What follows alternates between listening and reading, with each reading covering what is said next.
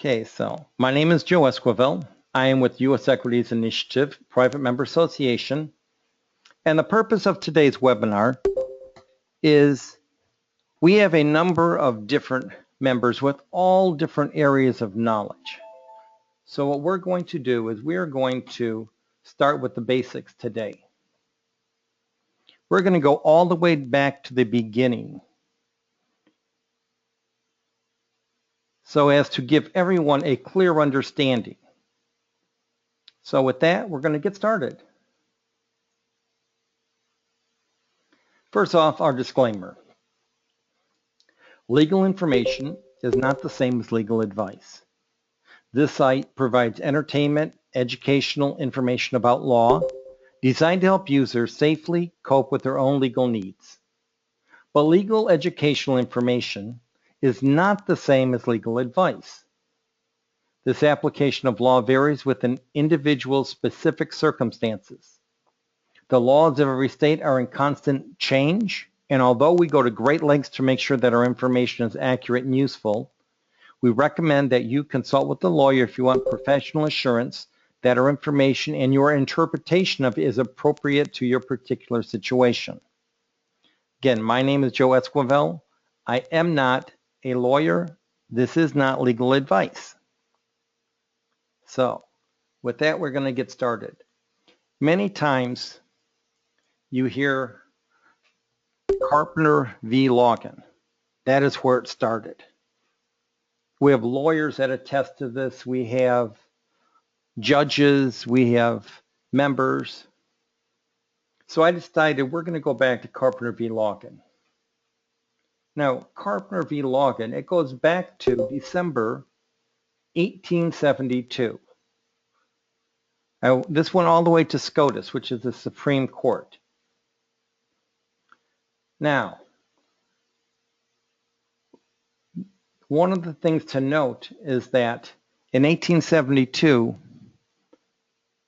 when this went into the hearing, this was common law. It was not statutory law.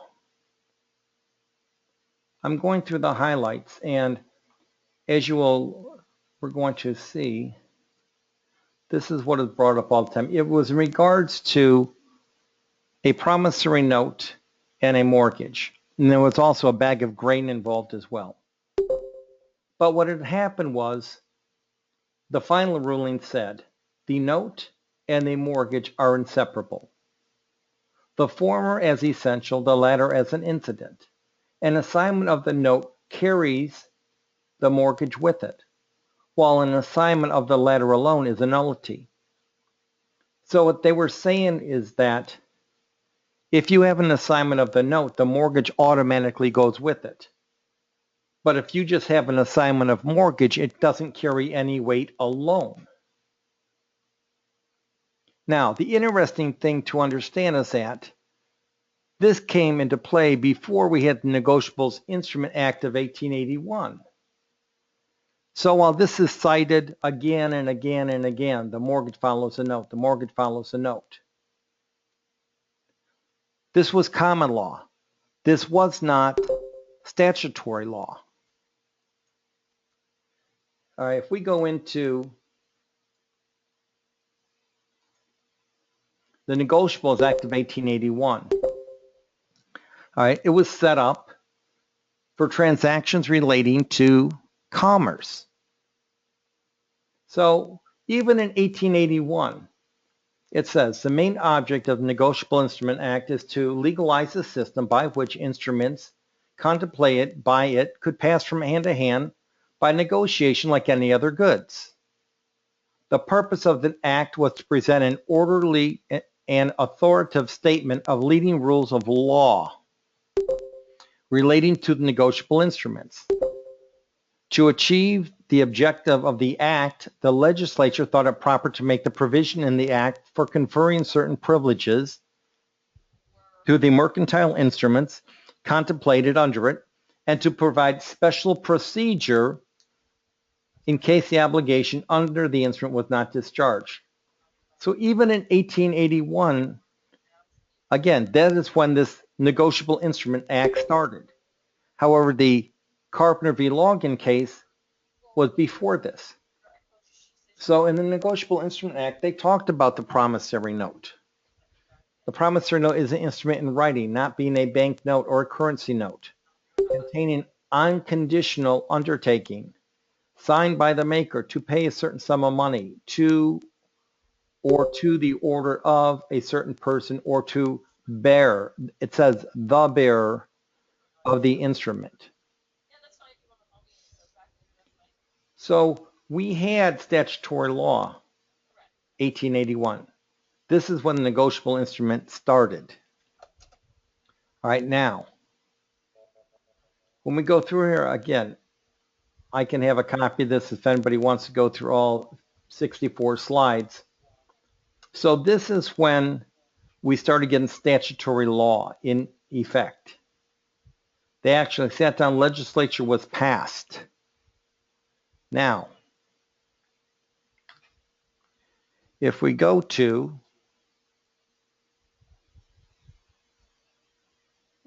let's see,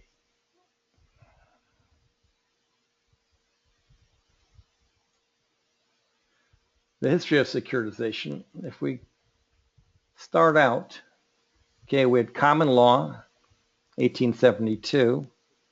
All right, now we got the Negotiable Instrument Act of 1881.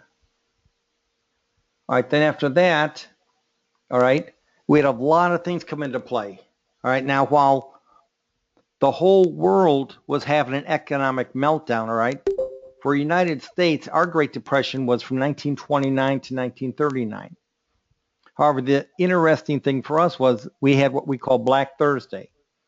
And October 27, 1929, that's when our stock market crashed.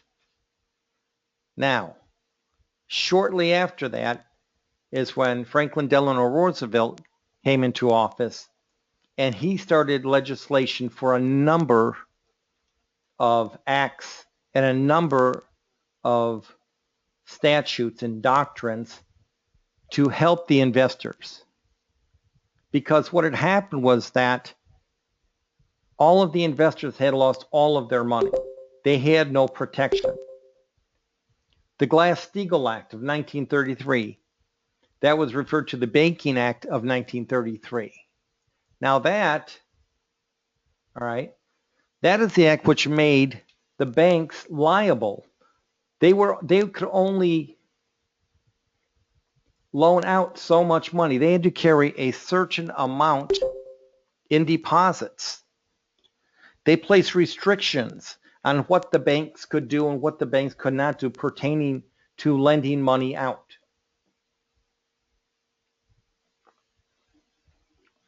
This act was lifted when President Clinton repealed this and instead put in the Gramm-Leach-Bliley Act. I believe it was in October of 1997 when he repealed the Glass-Steagall Act, replaced with the Gramm-Leach-Bliley Act, because that was when we had Travelers Insurance and Citigroup doing a merger, and they could not merge because of this Glass-Steagall Act. So it was pretty interesting. If we look to the, right after the Glass-Steagall Act of 1933, again, it was referred to the Banking Act. The interesting thing on the Securities Act of 33 and the Security Exchange Act of 1934 is this. Rather than go through the whole act, here's what happens in a nutshell. Let's take a few minutes and again understand, because whenever the Security Exchange Commission goes after a, let's say a bank, when they went after the banks for fraudulent doings, or if there's a violation of the rules and procedures, say for the 424B5 filings, they go after them through the Securities Act of 1933 and the Security Exchange Act of 1934. So the Securities Act of 1933 is often referred to as the Truth in Securities Law. The Securities Act of 1933 has two basic objectives. One, require that the investors receive financial and other significant information concerning securities being offered for public sale and prohibit deception, misrepresentations, and other fraud in sale of securities. Now, the way that this is done is through the disclosure of the important financial information through the registration of securities. Now, this is where we have the 424B5 rule. This information enables investors and not the government as to make informed judgments about whether or not to purchase a company's securities. While the SEC requires that the information provided be accurate, it does not guarantee it. Investors who purchase securities and suffer losses have important recovery rights if they can prove that there was incomplete or inaccurate disclosure of important information. So this is where many times if you look at what's called a 424B5 prospectus, all right, a 424B5 prospectus or a pool and servicing agreement, those are governing documents. Okay, so let's give you one. Here's what a prospectus supplement looks like. And again, these are supposed to be made available to the investor. Now, the investors, their job is to read this. Now, this one is 346 pages. I've seen them as low as 250 pages, as many pages as 1,200, 1,300 pages. But the information in here is what they need in order to make informed decisions over what they want to put their money into.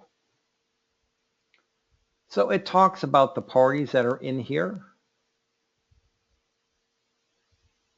It talks about the mortgage pool, assignment of the mortgage loans, reports to the certificate holders, the issuing entity, talks about collection procedures, the servicer, the trustee, voting rights, certificate guarantee insurance policy, material federal income tax consequences. All of this information is in here. The problem is that not everybody pays attention and reads it. They don't go through and do their homework. Again, this is a lot of information that's in here.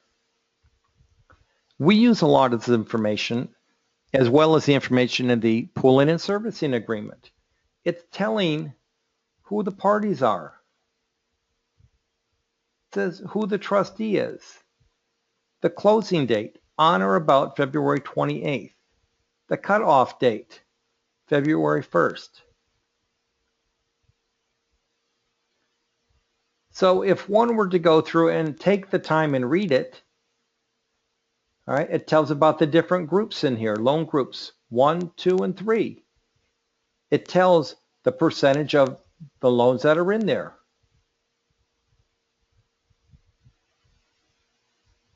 It breaks down the groups, A1, A2, A3, A4.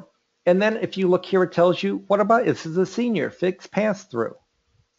So it tells you if you were looking to read this.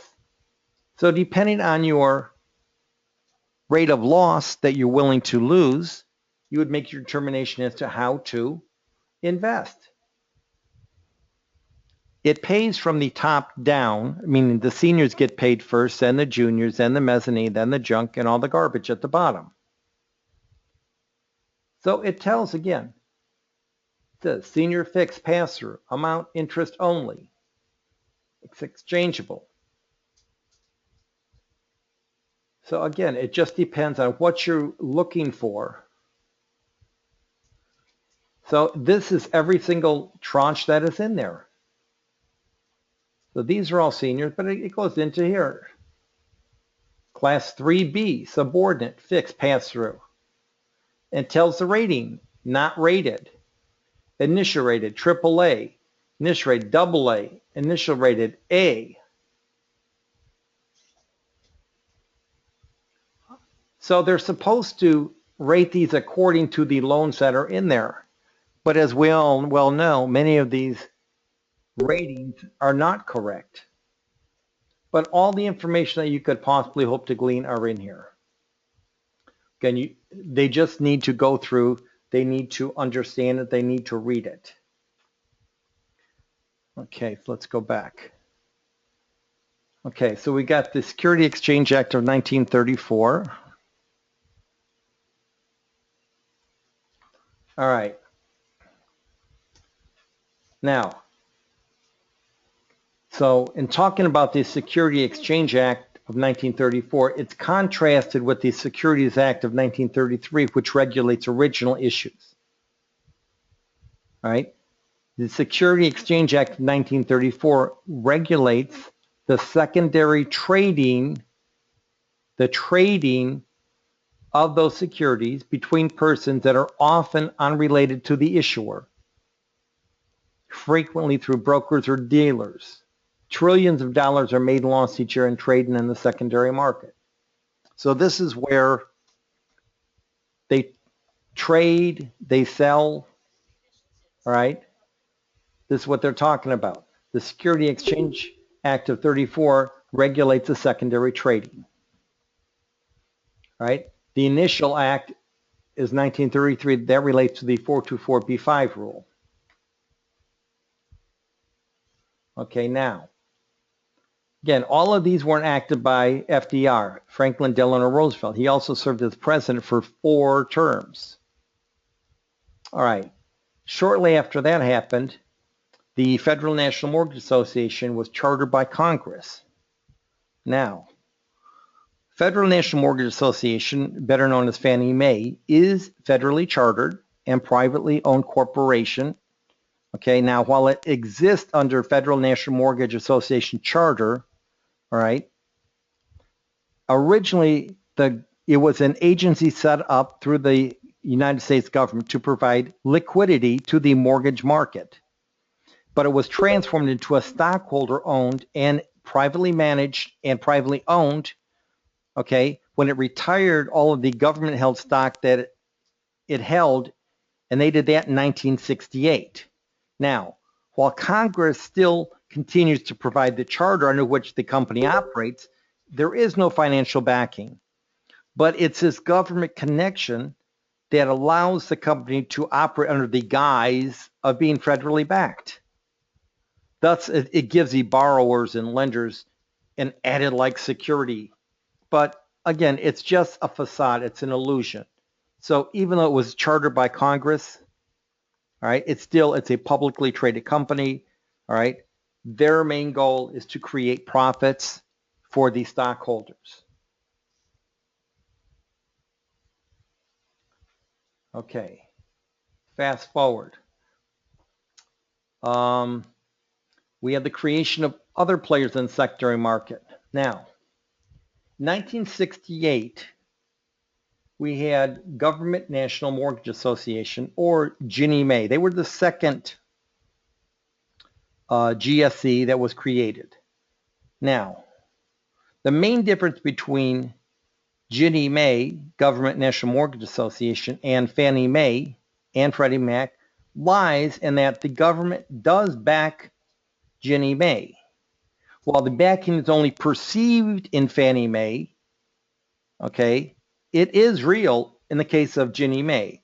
This is why 95% of all of the home loans through FHA, which is the Federal Housing Authority, and the VA, Veterans Administration, are backed by Ginnie Mae.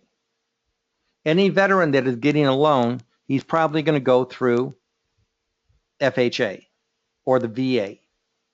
So what it means is that the investor who is buying their tangible records, all right, that tangible obligation, all right, is going to be Ginnie Mae. Now, what happens is that with Ginnie Mae, they also take out mortgage insurance. So if there is a default, what happens in the majority of the time, say if you had a loan with Countrywide in 05, and due to means beyond your own doing, all right, you were forced into a default. All right. Now, fast forward to 10 years later, Bank of America puts a claim in to the FHA, all right, to Ginnie Mae, and Ginnie Mae pays off that claim to Bank of America, all right, because Bank of America is successor in interest by merger to Countrywide FSB. And this happens a lot. We see it. Whenever I get a Ginnie Mae, I check and ask, was this claim paid? Because what happens, for instance, you had a Countrywide, Bank of America submitted a claim last year, all right, they have paid on it, and then what does Bank of America do? They sell that debt to a third party. All right, so now they've gotten paid from it, and they're selling the debt. Now they're making more money, and now you have a third party coming after you. So, again, with Ginnie Mae, you also have HUD involved, all right? And again, HUD works with the lenders for the Federal Housing Administration. All right, so that was in 1960. In 1970, okay, we had Freddie Mac. Now, Freddie Mac is the brother, they call it, to Fannie Mae. All right, Freddie Mac is the Federal Home Loan Mortgage Corporation. All right, it's the acronym for the company's full name. And the reason it was called Little Brother is because when it was created, all right, it was to provide competition to Fannie Mae. Now, Freddie Mac is chartered by Congress as a private corporation in 1970, and it's always been private. But again, they are in the business to create revenue for their shareholders. Freddie Mac was created so that Fannie Mae wouldn't have a monopoly on the GSE mortgages. But there's more similarities between Freddie Mac and Fannie Mae. The main differences that they do have are the rules in regarding your down payment options. So I believe for Fannie Mae allows borrowers to put down as little as 3%. Freddie Mac does not allow loans more than 95% loan to value. So that means at a minimum, a borrower would have to put down 5%. But the interesting thing is that over time, as Fannie Mae and Freddie Mac were supposed to simply buy the mortgage loans and repackage them and sell them on the secondary market, they found out that holding many of these products or loans was actually more profitable. Remember, these are privately owned entities. Their job is to make money. Now, we also had in 1995, actually it was 1993, they started the Task Force for Mortgage Electronic Registration Systems, Inc. All right, but in 1995, they actually started being named to, in 1997, MERS started being named as nominee to mortgages, and in 97 is when MERS started first having their properties put on their electronic registry. Now, as we all know, Mortgage Electronic Registration Systems Incorporated is named as nominee to the mortgages or the deed of trust. They're also named as beneficiary, as nominee. However, it wasn't until their database or registry started tracking the intangible that people started questioning, why aren't there any assignments into public record? The registry is just a registry. That's all it is. Its job is to track the electronic intangible obligations.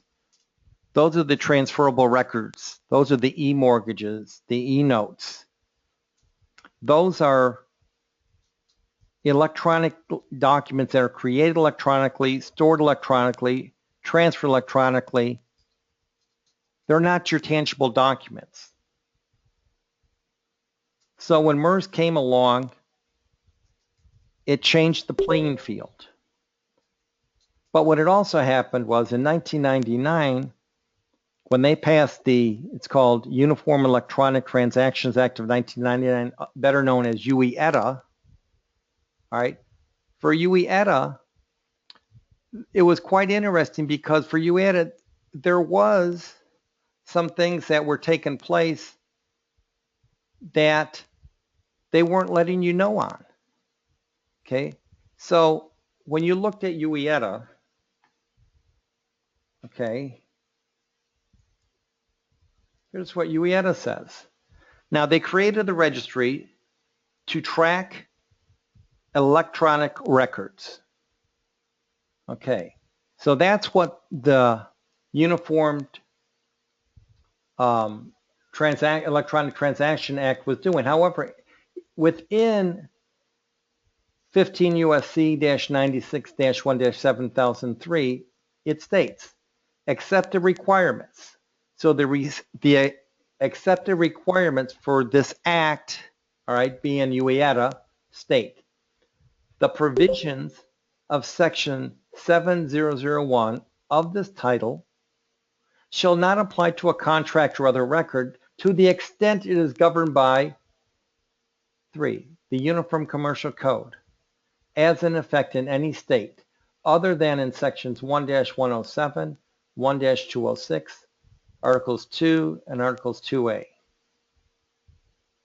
So now they're stating that UETA, this Uniform Electronic Transaction Act, does not apply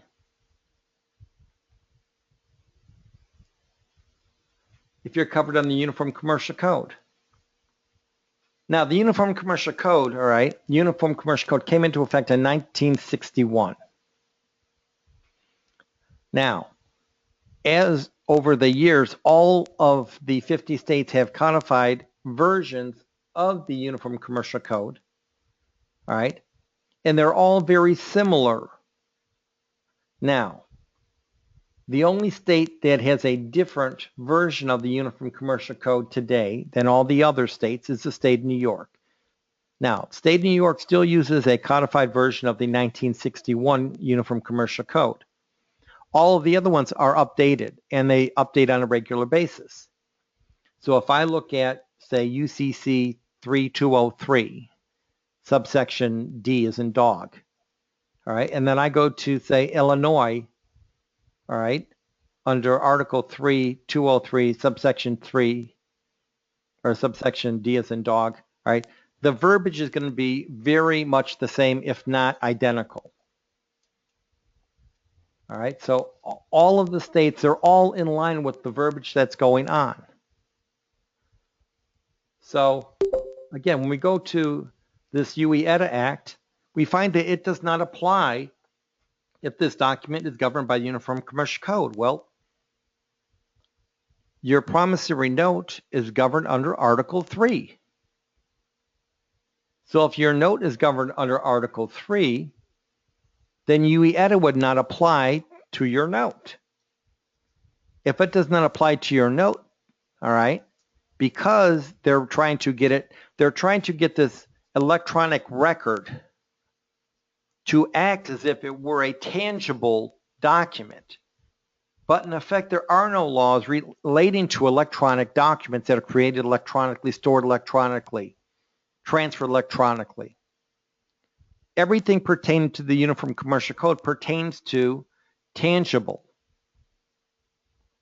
When we're talking about Article 3, we're talking about negotiable instruments.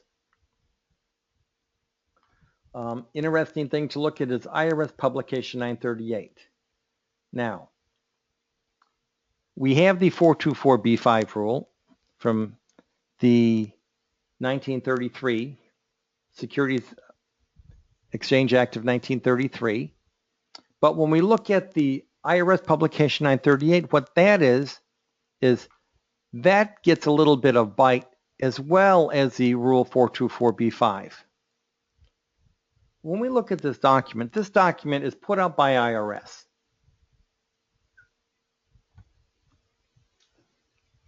And this comes out quarterly. And the interesting thing to see about this document is that if you go through this, says here, let's blow this up so we can all read this. This publication contains directories relating to real estate mortgage investment conduits, or REMICs, and collateralized debt obligations, CDOs. The directory for each calendar quarter is based on information submitted to the IRS during that quarter. This publication is only available on the internet. So,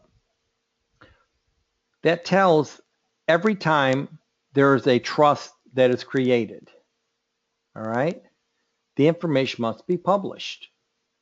So, they send to IRS all of the information. It tells how many classes, for example, Bank of America funding, 2009-R6 trust, mortgage certificate series, 2009, okay? It tells the CUSIP number, it tells the address, telephone number, all right? It gives all the CUSIP numbers, it tells all the classes. It says here, startup issue date, June 30, 2009. Now, while some of these can have just a few classes, as you can tell over here on the left, you can have many classes. It just depends. Now, let's just scroll through here. We've got Freddie Mac. Why is Freddie Mac putting theirs on? Well, Freddie Mac, publicly traded. So anything that is going to be traded needs to be put on this IRS Publication 938.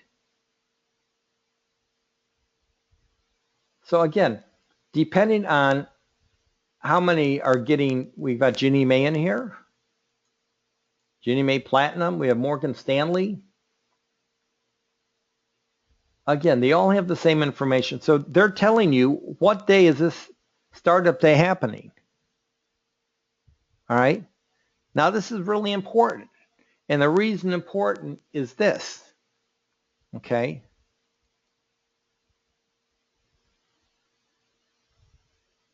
Title 26, U.S. Code 860D, REMIC defined. All right. When we were back here, it told us that these are for REMICs. All right. So now, Title 26, that is for IRS. That is the code for IRS. So here's what it states. U.S. Code. IRS rulings. General rule. I'll blow it up so everybody can read it with me. I've got a big screen. I don't know how big your screen is, so hopefully it's good sized. For purpose of this title, the terms real estate mortgage investment conduit and REMIC mean 1. To which an election to be treated as a REMIC applies for the tax year and all prior taxable years.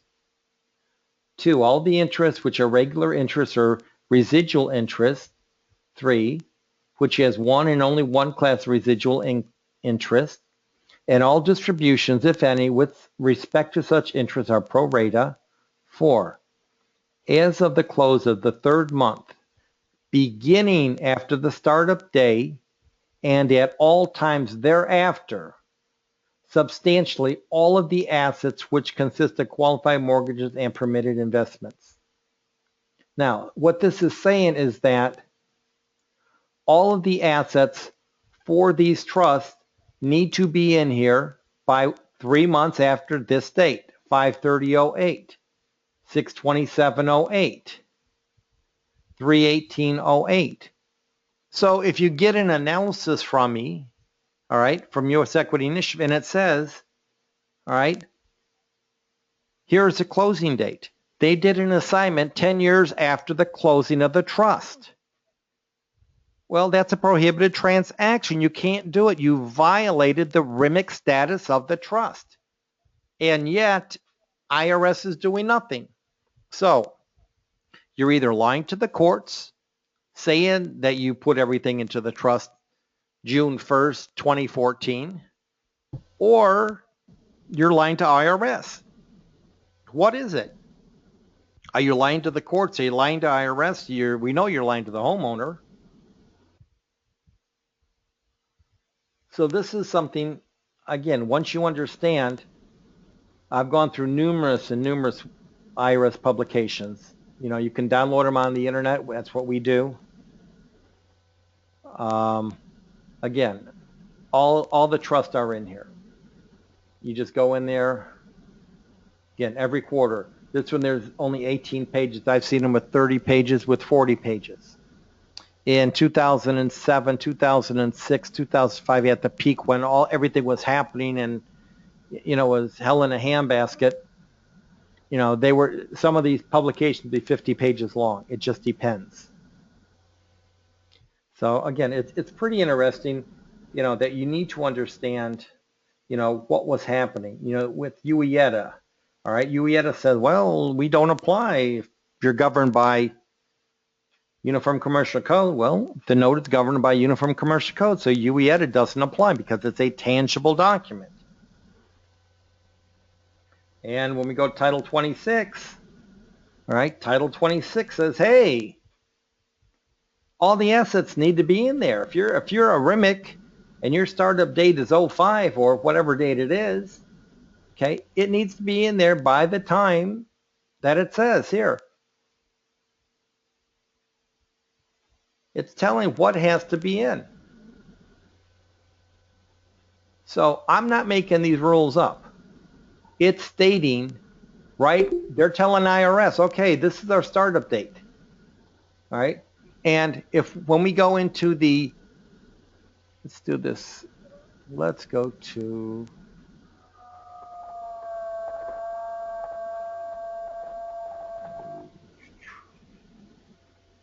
let's type in.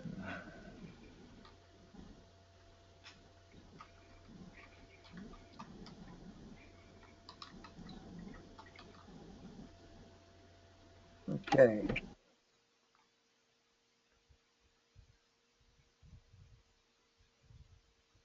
See what else it says.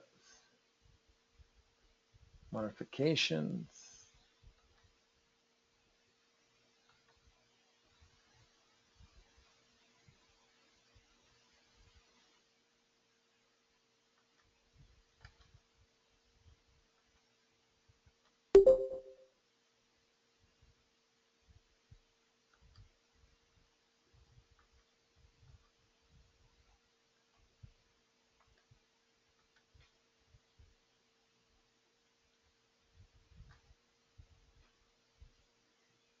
There we go.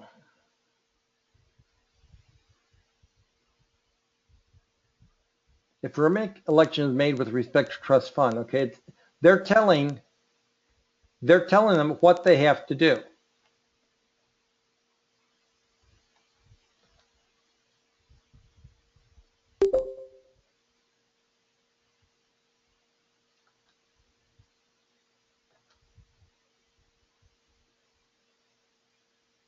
So they have prohibited transactions that are supposed to be followed. When it says within the pool and servicing agreement, when it says within the 424B5 prospectus that this needs to be in there, okay, Joe didn't make that rule up. All right, they told the IRS it was going to be in there. All right, when they filed with the SEC, Security Exchange Commission, and they said, here's our startup date, here's our closing date. Okay, the closing date means we're going to have all assets in there. And yet, we've got an 05 trust, and in 2014, they're still doing assignments into the trust. So this is something, to be made aware of. All of these rules, this is where we get all the rules. Now, what is the purpose of land records? The recording of land records into public record was to give constructive notice to the world as to the owners and the other parties involved. Now, the cool thing is, this happened, 1700s, 1800s, So we had public recordation. It's been around for a long, long time. All right.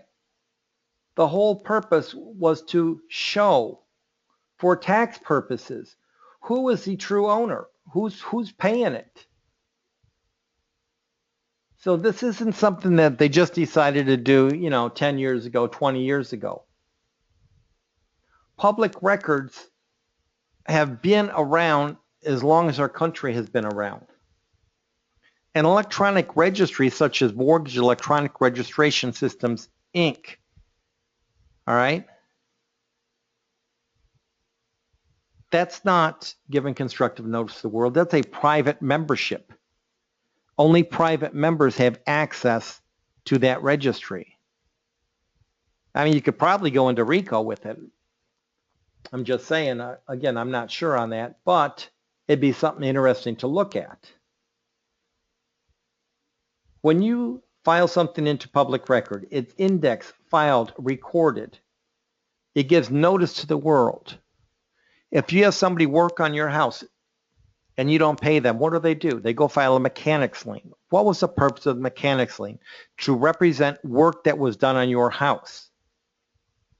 So, if the purpose of an assignment of mortgage or an assignment of deed of trust is to memorialize transactions pertaining to the negotiable instrument and the acquiring of rights, it does not cause the sale, nor does it cause the acquiring of rights. That must be done pursuant to statutory requirements of law. So when you understand that, then you can understand that the question that you need to ask is, was that document eligible to be recorded? Just because you go and do it doesn't make it so. When they file a assignment of mortgage or do an assignment of deed of trust, that is a color of title claim to your property. All right? They're making a claim. This is why many times when someone files a quiet title action, all right, it gets shot down because there's other parties with claims to the property. Because you have quiet title as a cause of action and you have quiet title as a remedy as a result of actions. And many people do not understand that. But the whole purpose of land recordation was to show true ownership. Whenever there is a dispute, what do? You go to the public recorder's office. When something is filed into public record, all right, it's there until, all right, you get it removed. And trying to remove something from public record is almost an impossibility. So again, we need to understand what was going on. We went from laws that were put in place to protect the investor, all right? Laws that were put into place to give information as to what the investors were investing in. Laws that were put into place to, all right, help the borrower. So all of the laws are being put into place. All these systems are being put into place, but nobody's following the rules. When big fallout happened with all of the robo-signers, all right? And the reason that came about was because land recordation was not taking place. So the government decides to get involved. I'm going to settle all of this. All these robo-signers, I'm going to settle all of this. But the crazy part was that, they had consent decrees, okay? So they went to all of the biggest banks, all right, and they said, okay, we're going to find you guilty. It didn't stop them. It didn't. So all 50 states and all the attorney generals were all going against, JP Morgan Chase. We have Bank of America, for Bank of America, again, they all were named. We had Citibank. But the crazy part was nobody changed what they were doing. So they're naming Citibank, they're naming Citi Mortgage. When you understand, in here, in this one, they named GMAC Mortgage, Residential Capital LLC, LE Financial. These were, all of the top largest mortgage originators that were out there. We had Wells Fargo. Okay, another one. All right. But all the consent decree did, it laid down guidelines that they were supposed to follow. But it didn't stop them from what they were doing. It just said, bad boy, don't do it again. Give them a little slap on the wrist. That's all it did. And it was really interesting because a large number of people out there, hundreds of thousands, millions of people thought that the government was really going to go after the bank. They were really going to do something. But it was just business as usual. That's all it was. It was business as usual. When you look at securitization today, we've gone through the history of where we are. When you look at securitization today, it's pretty simple as to what it is that they do. Okay, so here's what they do today. Okay, so we've got a trust that is organized as a special purpose vehicle. This is just done generically. All right.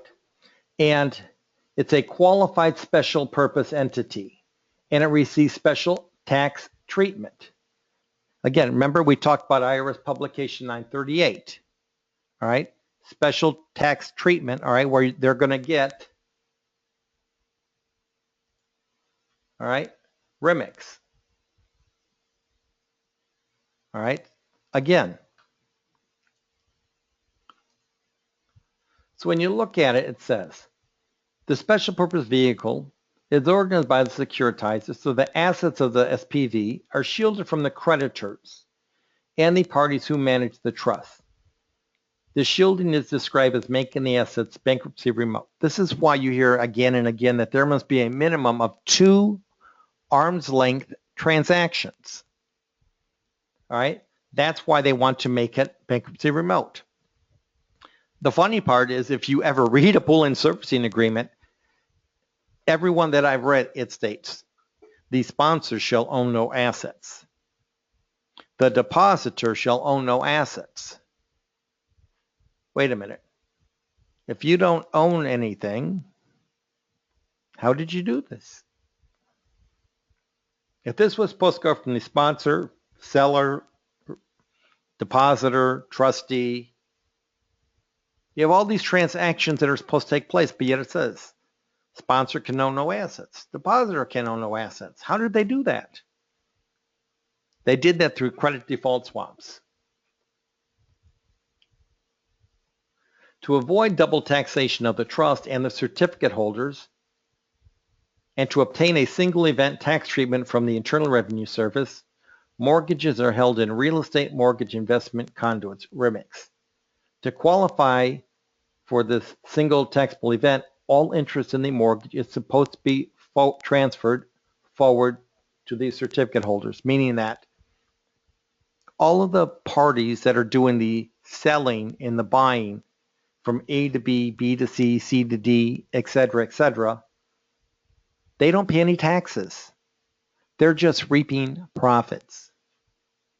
They don't pay no taxes.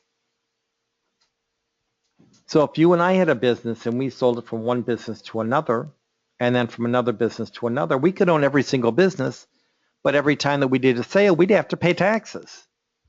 However, if you were a REMIC, real estate investment mortgage conduit, right, you're a pass-through entity, you don't pay any taxes.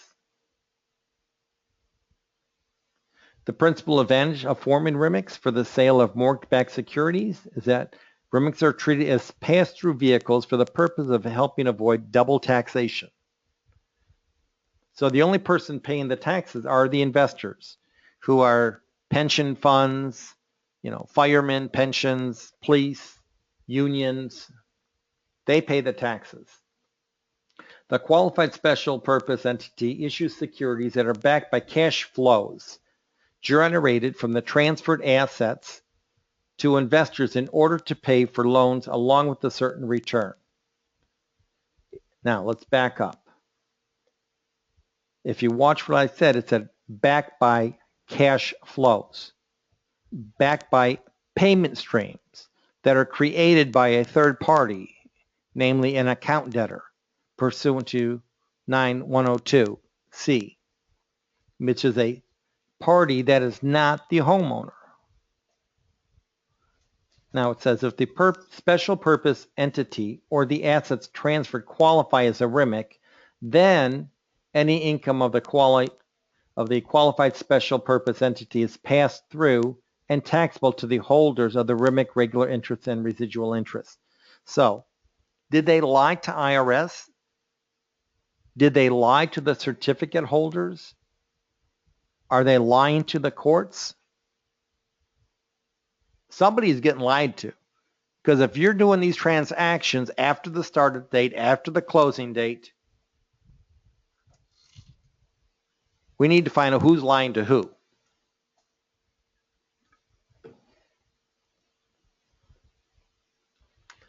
The qualified special purpose entity is a weak repository and not engaged in active management of the assets.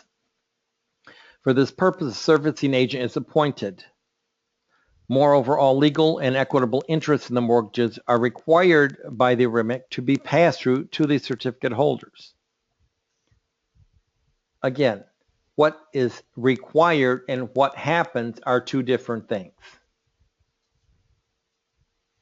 The servicer is the entity that collects the payments, who then passes them to the trustee, who then passes them on to the certificate holders. Now, understand that the servicer obtains a fee for collecting the money, and understand that the trustee obtains a fee for managing the trust. Wink, wink. So, do you think that the trustee is going to turn a blind eye if they're getting a couple of $1 million every single month for doing nothing?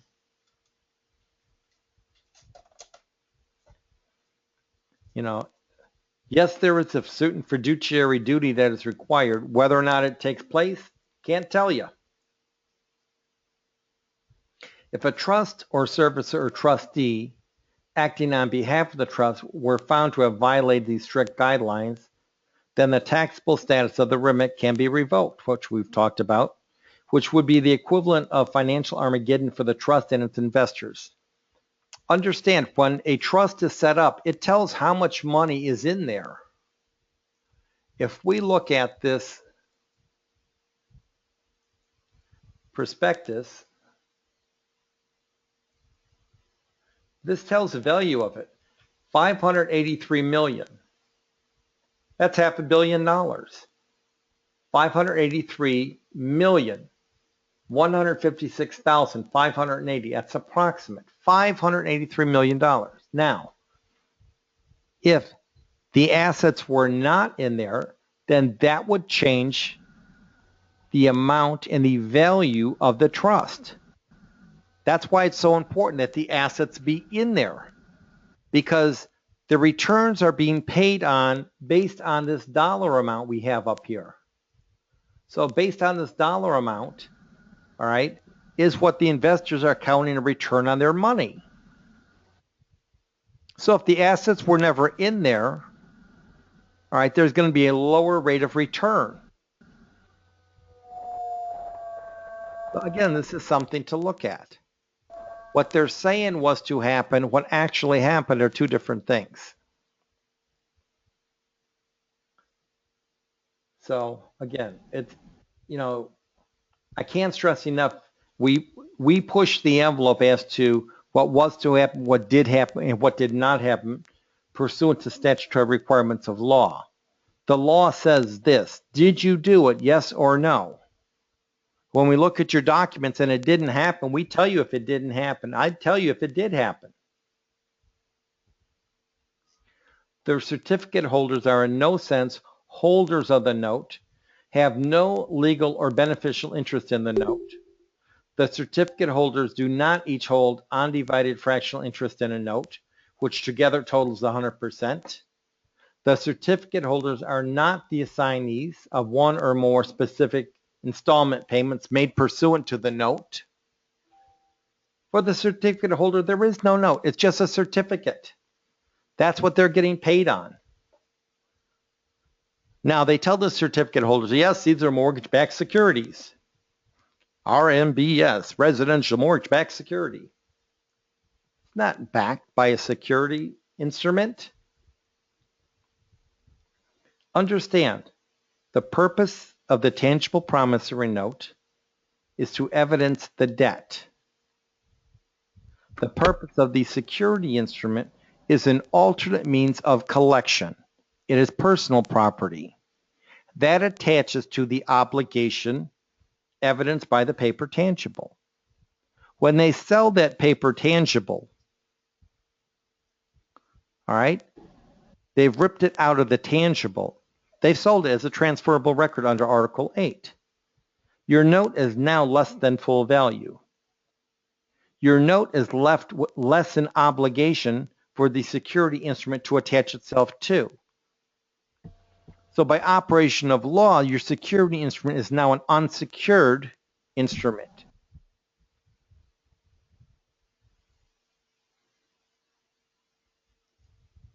Okay. The issuer of trust certificates, they are selling segments of cash flow. They're selling segments of payment streams that come in, of which, depending on what tranche you are in, depending what the underwriting standards of the trust said, all right, will make a determination as to how much you make. So when you go to the prospectus supplement, all right, when you go to here and you go to underwriting process, okay, it tells how much you are going to get in here. Description of the certificate. So it says here, payments on mortgage loans, 78.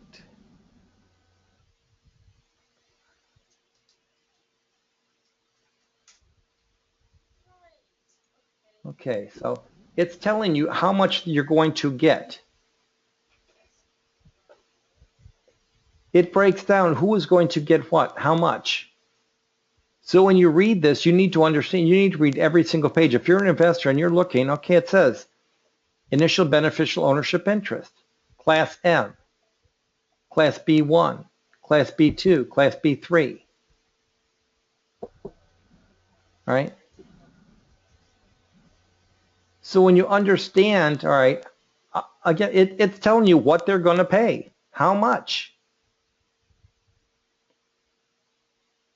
The question becomes, did somebody actually go through it and read it? Did somebody go through and actually look what was to happen? What did happen? What did not happen? No, they don't do that.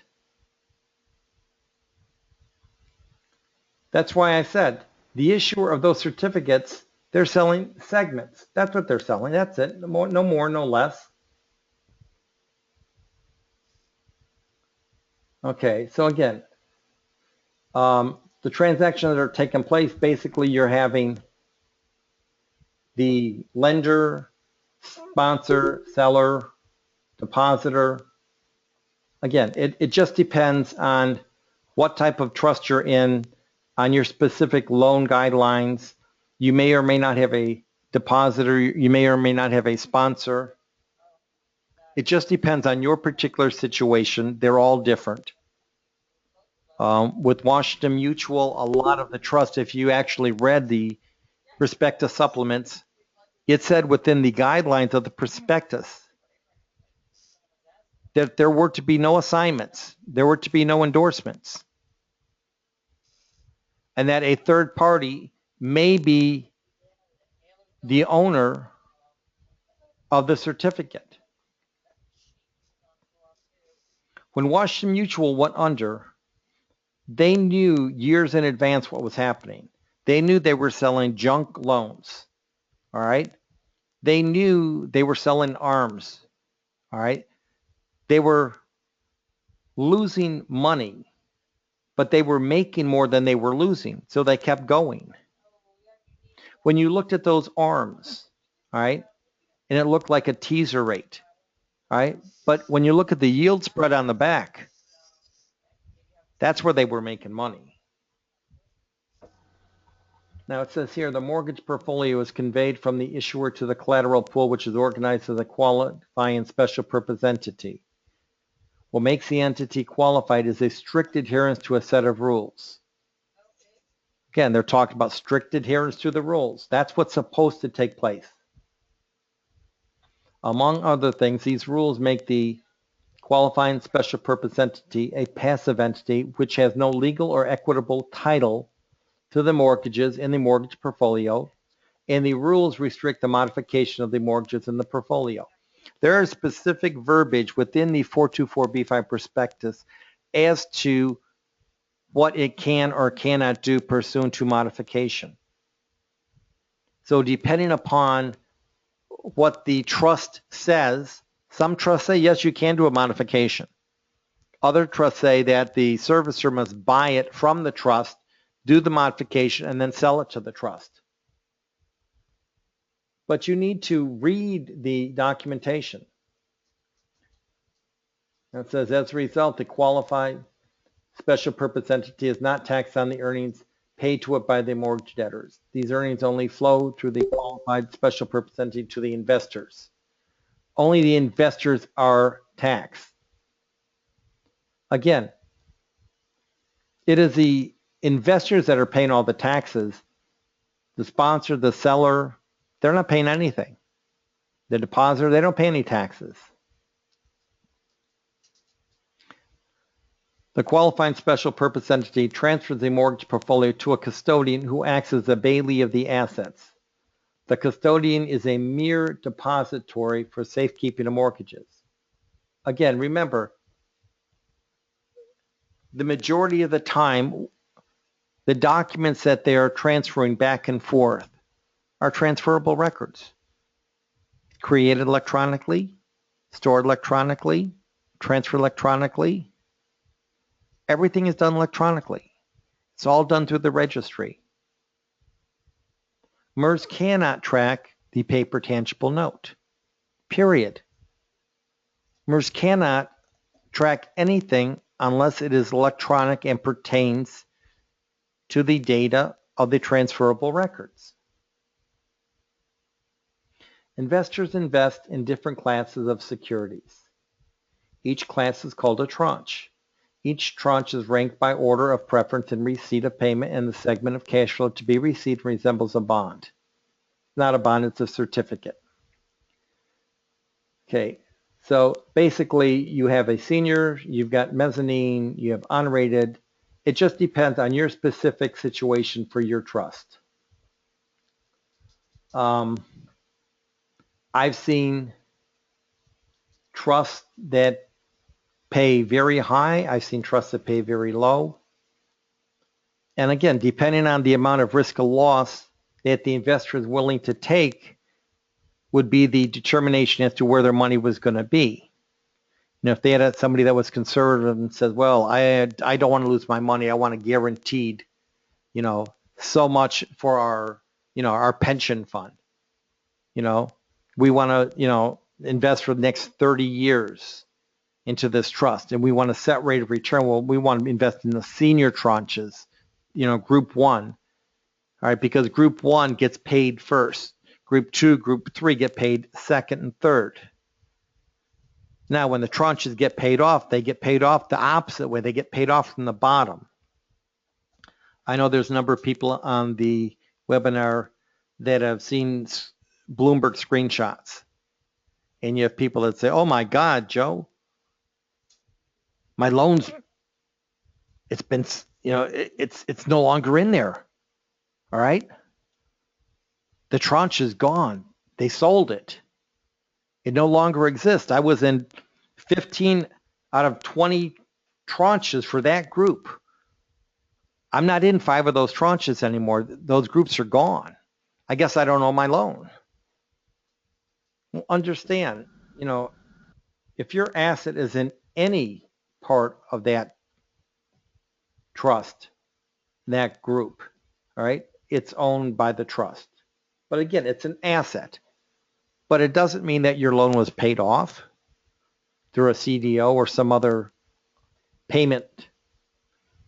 All right? Understand that the tranches, some of those junk tranches, some of those mezzanine tranches, they only had a shelf life of a couple of years. Could be 2 years, could be 60 months, could be 5 years. Again, unless you read the prospectus and understand what the prospectus said, you don't know.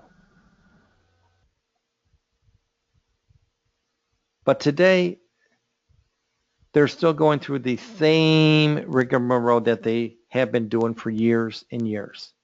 What they're supposed to do, what they're required to do, it does not match up what they are supposed to do. The laws say you're supposed to have all your assets in by a closing date, by a startup date within 3 months. That doesn't happen. They tell IRS, yeah, all the assets are in there. Well, then that means the only thing I see is that the transferable record made it in there, the electronic record that they created. Prior to MERS, if you were to go check public records, you would see that the average time from the lender to the trust was between 6 and 9 months.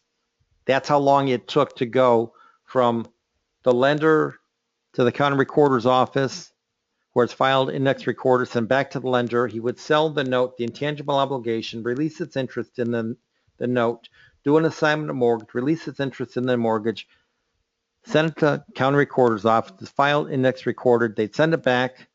All right, so now Party A does not have a properly perfected lien. Party B has a properly perfected lien. Party B then sells through negotiation, endorsement, delivery of the note, along with the obligation, all right, to Party C. All right, they file an assignment of mortgage, releasing its interest in the mortgage, all right, file public records, index file recorded, release in Party C, Party B, sign it to Party C, sent back to Party C, it's perfected record. Again, it goes down A, B, C, D, E. I've seen endorsements, I've seen the assignments, I've seen public record where prior to MERS, that is what happened. Today, they create a trust, all right, and next thing you know, boom, we're going to put 2,000 loans in it. They already have the loan sold before the loan is even created. This is why I was, during the height of all of this, from 2005 to 2009, 2008, anybody could get a loan. If you could stand, you got a loan. Can you wave your arm? You got a loan.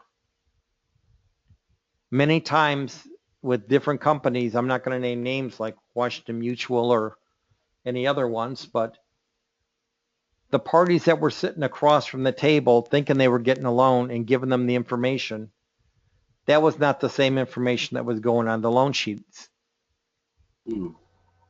I've seen loans where a 71-year-old woman went in for a 30-year loan for her daughter.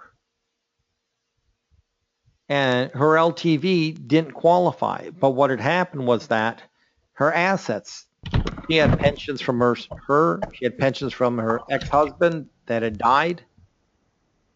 So she had 6 figures in assets. The loan officer said, oh, she can afford it. Every payment that was made went into her portfolio to make the house payment. She was in the negative every single month, but yet they gave her a loan. Why would you give somebody a loan 71 years old, a 30-year loan, and an adjustable rate? But that's what happens. Okay. Securitization is still going on today. It's going to go on as long as the banks can do it. All right, so it's here. The trustee does very little since the trust must remain passive. The trustee does not have any legal or equitable interest in any mortgage in the portfolio, because the trust is a mere passive conduit. The master servicer is an overall charge of the deal that supervises others managing the other managing parties. It is never the certificate holders that are coming forth with the foreclosure action. I've never seen certificate holders coming forth. Now, I have seen a few cases that I do have where the certificate holders went after the banks that issued certificates for the trust. We've got Barclays versus HSBC is one case where you actually had the investors that said enough is enough